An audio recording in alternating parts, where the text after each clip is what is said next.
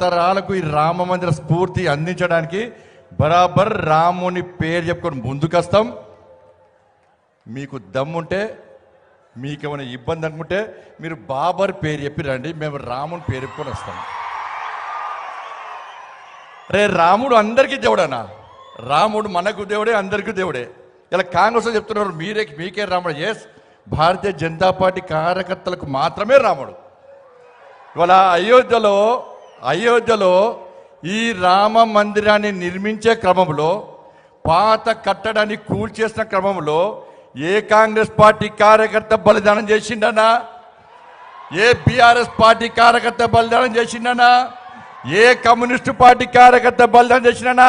అరే భారతీయ జనతా పార్టీ కార్యకర్తల రోజు రామ మందిర నిర్మాణం కోసం చస్తామని తెలిసి కూడా, చంపుతారని తెలిసి కూడా మా కుటుంబ సభ్యులను, మా ఊరు వాడ పెద్దలందరి ఆశీర్వాదం తీసుకొని, అమ్మా, అన్నా, అక్క, తమ్ముడా, నేను అయోధ్యలో రామ మందిరం నిర్మించే తిరిగి వస్తాం. చచ్చిపోవడానికైనా సిద్ధం, చావడానికైనా సిద్ధం. రామ మందిరాన్ని నిర్మించకుండా తిరిగి నా ఊరికి రాను అని చెప్పి ప్రతిజ్ఞ చేసి చావడానికి, త్యాగం చేయడానికి సిద్ధమై అనేక మంది కార్యకర్తలు మూర్ఖత్వం ములాయం సింగ్ జరిపిన కాల్పులో బలిదానమైన కార్యకర్తలు భారతీయ జనతా పార్టీ కార్యకర్తలైన. మరి కాంగ్రెస్ వాళ్ళకు రాముడే, బీఆర్ఎస్ పార్టీ వాళ్ళకు రాముడే, కమ్యూనిస్టు పార్టీ వాళ్ళకు రాముడే. మీ కార్యకర్తలు రాముని కోసం బలిదానం చేయడానికి ఎందుకు ముందుకు రాలేదో ఒక్కసారి చెప్పాలి. అరే ఇప్పుడు కట్టినటువంటి రామ మందిరాన్ని మేము తప్పకుండా కాపాడుతామని చెప్పి ఈ కాంగ్రెస్ పార్టీ గ్యారంటీ ఇవ్వగలదా? ఒక్కసారి కాంగ్రెస్ పార్టీ స్పష్టం చేయాలి. ఎస్, మాకు ఇంకా రామున్నాడు. రాముని ముందు రాముని వారసుడు నరేంద్ర మోడీ ఉన్నాడు, మా ప్రధానమంత్రి. ఈ ఎన్నికలు ప్రధానమంత్రి అభ్యర్థి నిర్ణయించే ఎన్నికలు. మా ప్రధానమంత్రి నరేంద్ర మోడీ గారు. కాంగ్రెస్ పార్టీ ప్రధానమంత్రి అభ్యర్థి ఎవరన్నా? అభ్యర్థి లేడు. మీరు అభ్యర్థి రాహుల్ గాంధీ ఫోటోనే పెట్టుకుంటలేరు వాళ్ళు. ఇలా ప్రధానమంత్రి అభ్యర్థి ఎవరో తెలియని కాంగ్రెస్ పార్టీకి ఈ దేశ ప్రజలు పార్లమెంట్ ఎన్నికల్లో, దేశ ప్రధాని నిర్ణయించే ఎన్నికలు, పార్లమెంట్ ఎన్నికల్లో ఆ పార్టీకి ఎవరు చూసి ఓటేమంటారు, ప్రధానమంత్రి ఎవరు అభ్యర్థిని ఓటేమంటారో ఒక్కసారి కాంగ్రెస్ పార్టీ నాయకులు ఆత్మవిమర్శ చేసుకోవాలి.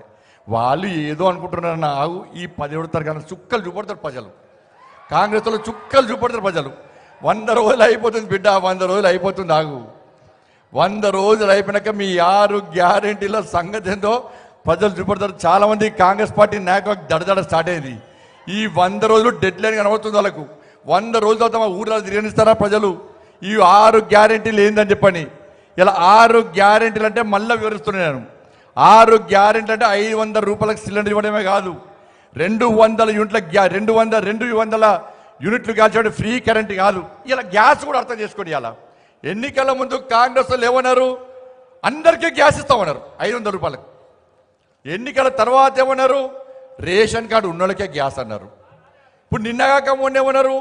మహిళల పేరు మీద కనెక్షన్ ఉంటేనే గ్యాస్ ఇస్తారట.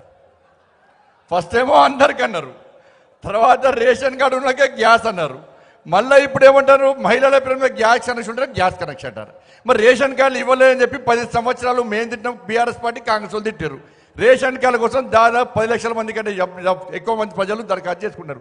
రేషన్ కార్డులు ఇవ్వకపోతుంది, ఇలా గ్యాస్ ఇవ్వకపోతుంది.